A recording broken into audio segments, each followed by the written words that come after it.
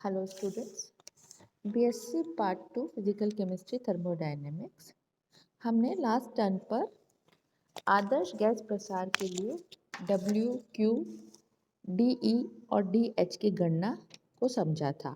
ये हमने दो प्रकार से किया था। पहला तो उत्क्रमणीय प्रक्रम में समतापीय प्रसारण, और उसके बाद हमने रिवर्सिबल और इरिवर्सिबल प्रोसेस में ये देखा था। आज हम आदर्श गैस के रुद्रोष्म प्रसार के लिए डब्ल्यू, क्यू, डी एच और डी ई की कैलकुलेशन को उत्क्रमणीय रिवर्सिबल प्रोसेस के लिए पढ़ेंगे। तो हमने सबसे पहले देखते हैं calculation of D E. C V is equal to delta E upon delta T V, D E is equal to, इसको हम इस तरह से लिख देंगे सी वी डी टी।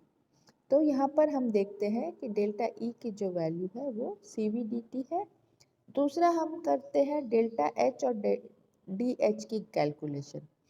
तो ऊष्माधारिता स्थिर दाब की परिभाषा के अनुसार C P is equal to delta H upon delta T P.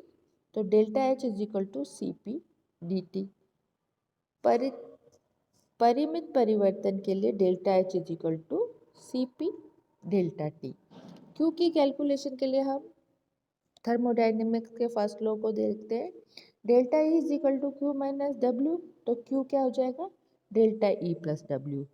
Gas के रुद्रोष्म प्रसारण के लिए निकाय तथा परिपार्श्विक के बीच ऊष्मा का आदान प्रदान नहीं होता, तो ऐसी स्थिति में Q इज इक्वल टू 0 हो जाएगा। तो इस समय हम देखते हैं कि डेल्टा ई का मान minus delta E is equal to W हो जाता है। अब कार्य की गणना करने के लिए ऊष्मागतिकी का प्रथम नियम क्या है? Q is equal to delta E P delta V. यहाँ पर हम ये देखते हैं पी डेल्टा वी। अब Q इज इक्वल टू 0 है तो delta E is equal to P delta V. Delta E plus P delta V is equal to 0। अब यहाँ हम देखते हैं C V is equal to delta E upon delta T V है, तो D E is equal to C V D T. C V D T delta E is equal to C V delta T. समीकरण 1 और 2 को साथ रखने पर C V delta T is equal to minus P V is equal to W. तो W क्या हो जाएगा? C V delta T. तो इसका हम अनुकूलन करते हैं तो C1 T1 to T2 delta T. इसको खोलने पर हम देखते हैं minus C1 CV T T2 to T1 is equal to minus CV T2 T1। तो ये हो जाएगा हमारा is equal to CV T1 minus T2। जो ये T2 माइनस T1 है, ये पे क्योंकि नेगेटिव, ये दूसरी साइड जब हम साइन चेंज कर देंगे पॉजिटिव लाएंगे तो T2 माइनस T1 हो जाएगा। अब हम जानते हैं कि W is equal to P delta V। तो W is equal to P delta V, V1 से V2 का इसका और रुद्रोष्म प्रक्रम के लिए PVR is equal to K। तो P is equal to K upon VR और R इज इक्वल टू क्या है? CP upon CV। अब समीकरण 1 व 2 में A is equal to pi R2। तो W is equal to K, यहाँ पर जो P है उसकी जगह हम क्या रखेंगे?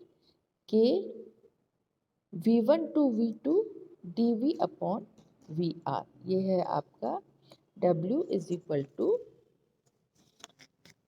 P। ये इस वाले समीकरण को देखो, P के स्थान पर हमने यहाँ से यहाँ का जो P है K अपॉन VR, इसको रखा K अपॉन VR। तो यहाँ पर क्या आ गया? K DV upon VR। इसको सॉल्व करते हम तो क्या पाते हैं? W is equal to K 1 minus R V2 1 minus R minus V 1 minus R। तो W is equal to 1 upon K upon 1 minus R K V2 1 minus R minus K V1 1 minus R। इसको solve करने पर हमको W K 1 upon 1 minus R, यहाँ पर K V2 1 minus R minus K V1 1 minus R आता है। यहाँ पर हमने K जो है उसको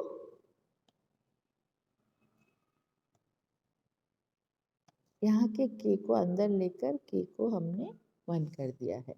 अब हम आगे देखते हैं P1 V1 is equal to P2 V2 R। तो W is equal to 1/1 minus R P2 V2 R V2 1 minus R P1 V1 R V1 1 minus R।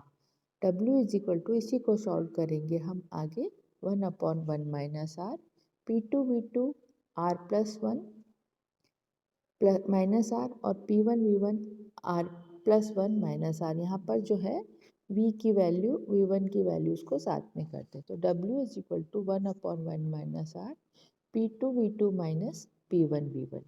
PV is equal to nRT हम जानते हैं। तो W is equal to 1/1 minus R. तो यहाँ पर PV की जगह nRT1 और nRT2। तो W is equal to n को हम बाहर निकाल लेंगे, nr को कॉमन है तो nr 1/1 माइनस आर तो बचता है T2/T1। तो इस तरह से हमने इस पूरे टॉपिक में क्या क्या कैलकुलेट किया।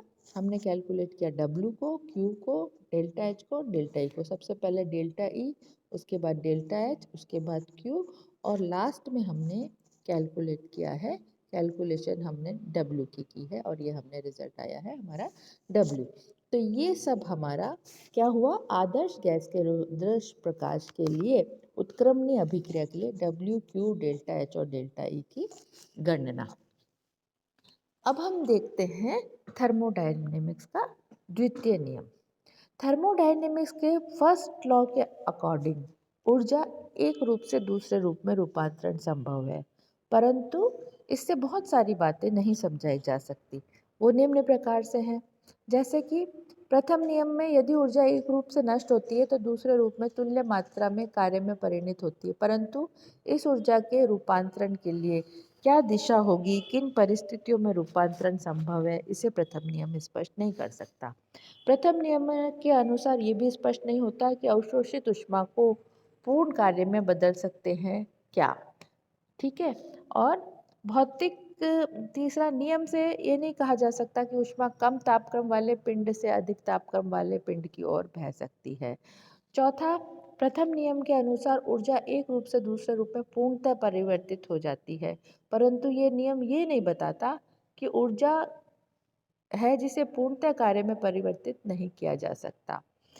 पांचवी इसकी जो प्रॉब्लम है कि प्रथम नियम यह नहीं बताता कि अभिक्रिया पूर्ण होगी या नहीं होगी, साथ ही ऊष्मा की कितनी मात्रा कार्य में परिणत होती है यह भी इस नियम से नहीं पता चलता।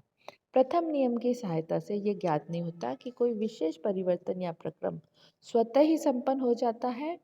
प्रथम नियम स्वतः प्रक्रियाओं एवं उत्क्रमणीय प्रक्रियाओं को नहीं समझता है। ऊष्मा गति के प्रथम नियम की सीमाओं को दूर करने के लिए एक अन्य नियम की आवश्यकता हुई जिसे ऊष्मा गति का द्वितीय नियम कहा जाता है।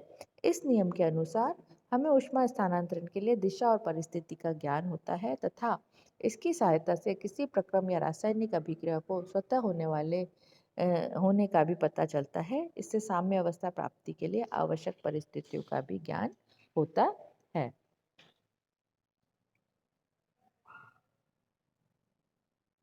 इसके बाद हम द्वितीय नियम क्या है उसको देखेंगे।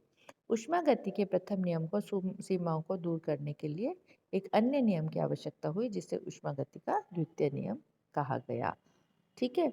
द्वितीय नियम की सहायता से अवशोषित ऊष्मा का कितना भाग कार्य में परिवर्तित होता है इसकी भी गणना की जा सकती है। ऊष्मागति के द्वितीय नियम को अलग अलग कथनों से निम्न प्रकार से स्पष्ट किया जाता है।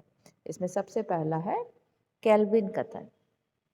केल्विन के अनुसार ऐसी मशीन जो चक्रों में चले तथा बिना किसी हानि के अवशोषित ऊष्मा को संपूर्ण कार्य में बदल दे बनाना संभव है।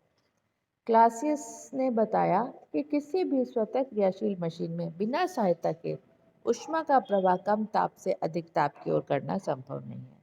प्लांक ने बताया कि ऊष्मा गति के द्वितीय नियम को स्पष्ट करने के प्लांक नामक वैज्ञानिक ने दो टर्म का प्रयोग किया, एक तो स्वतः प्रक्रम और एक एंट्रोपी।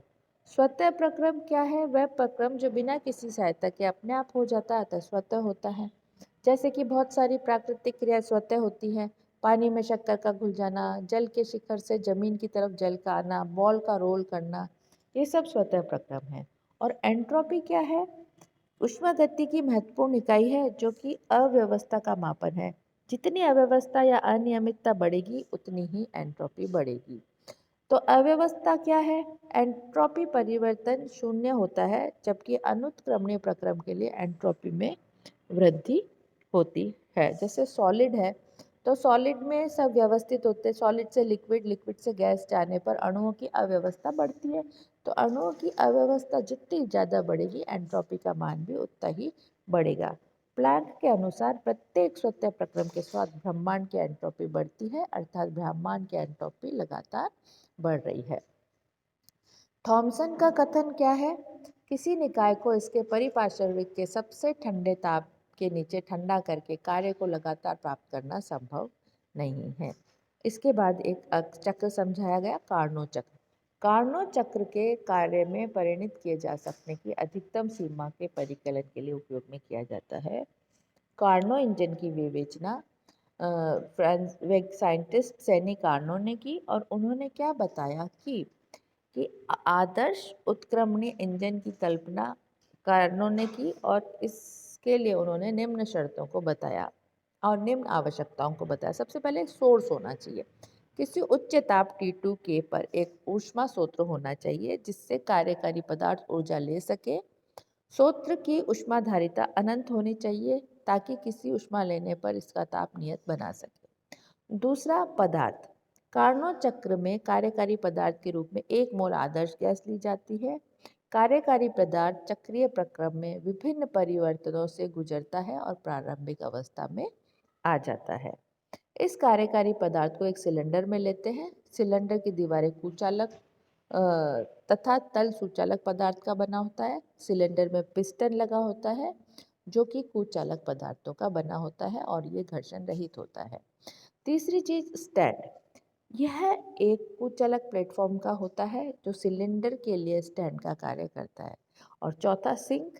किसी निम्न ताप पर T1K पर एक सिंक होना चाहिए जिसको कार्यकारी पदार्थ शेष ऊष्मा दे सके।